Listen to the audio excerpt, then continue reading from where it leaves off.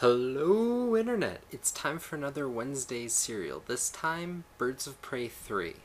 Now, I'm going to do a couple spoilers in this one, and this book has been out a week for some and not for others. There was a shipping delay, which works for me in this case because I just want to this book. But if you haven't had the chance to read it, do so. Now, this issue is exactly why Gail Simone is my favorite writer. Now, I admit, I picked up the first two books, and I felt like I was getting a lot more out of them having read Simone's run on Birds of Prey previously, and I felt like there was some bits that people who hadn't been reading weren't getting. But I will say, so long as you've read issues 1 and 2, you're going to get issue 3 and everything that made it amazing. Now, some of it might not have as much impact, but it's all there and it's all explained, so I don't really feel like you'll be losing out on anything. Any details you feel like need more explanation, there's a bit more of a story behind, but you're not going to get any more than what's actually said in the comic as far as the overt part.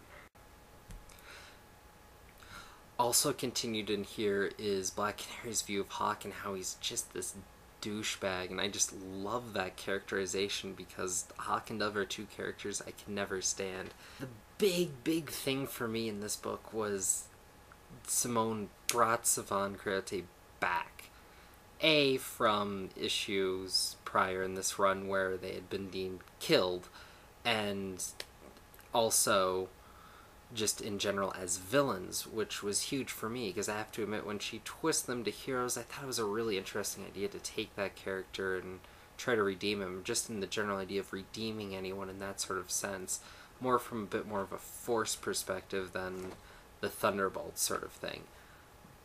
But to see them come back here, I mean, the idea that they set up their own death just to sneak in and play on everything, and then the whole way it's handled is just so amazing. It was something I have to admit I didn't see coming, and when it turned around, I really felt like I should have, but it was just one of those moments I'll always remember and always tie to this book, something that was so powerful. And to me it's great because he was one of my favorite villains. He was a character that I thought would have made a great villain for other books, but is also a great nemesis for kind of an ensemble book as well. So I mean, for a single issue in an arc, this had everything. I mean, action, just a little bit of humor, things moving along, huge twists, everything was there. And that's just, I mean, what you get when you read a Gail Simone book. It's just everything she writes is the best stuff out there, and the fact that it's not being hailed higher and higher up there is a shame to me, and the fact that this is the Brightest Day tie-in that's pretty much getting the least amount of attention is a shame, because frankly it is the best written.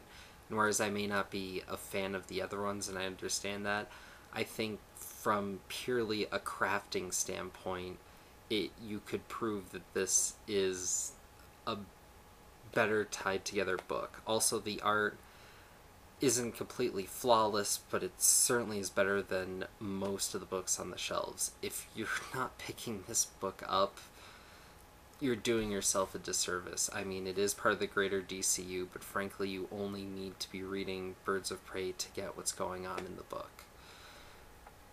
So that's it. Hopefully I'll hit you soon with another comic review.